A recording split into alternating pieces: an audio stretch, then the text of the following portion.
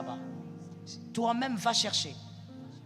Et quand il commence à donner les critères au vieux serviteur, il lui dit, quand tu iras là-bas, quand tu trouveras, amène la femme. Mais il termine encore le verset en disant, je t'interdis d'amener Isaac là-bas.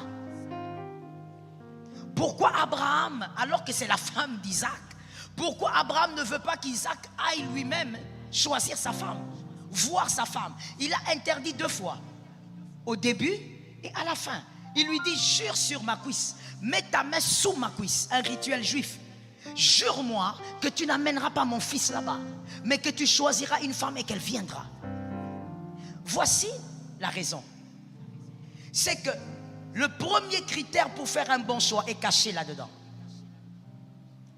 Et quel est ce critère? Abraham ne voulait pas que Isaac voie, parce que s'il voit, il choisira par la vue. Or, ce qu'on voit est trompeur. Je te donne un deuxième indice, toi-même tu vas trouver le premier critère. Deuxième indice, c'est que Abraham choisit les plus vieux de ses serviteurs. C'est-à-dire, c'est un homme qui a vu Isaac grandir. Mais au-delà de voir Isaac grandir, c'est quelqu'un qui a vu comment Abraham a évolué même dans sa vie chrétienne, dans sa richesse. C'est quelqu'un qui a vu comment Abraham a commencé à devenir milliardaire. Il dit donc à celui-là, c'est toi qui vas aller chercher une femme. Personne par rapport à sa destinée.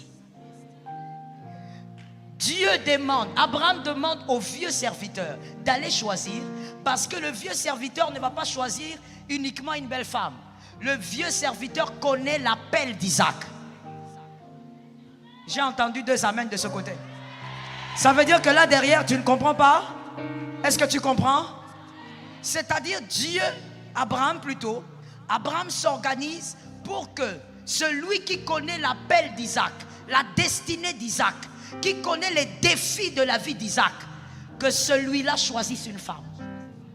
Il dit à Isaac, toi tu vas rester ici, parce que toi tu peux aller trouver une belle femme, mais qui ne pourra pas tenir ta destinée. Le premier critère, les célibataires, si tu ne veux pas échouer, on choisit d'abord la personne qui correspond à ta destinée. C'est le premier critère. Voilà pourquoi aujourd'hui on a des femmes qui disent, pasteur, je fais quoi? Moi je suis intelligente, je veux travailler mais mon mari ne veut pas. Généralement j'ai dit, tu ne travailleras pas. Ton mari ne veut pas?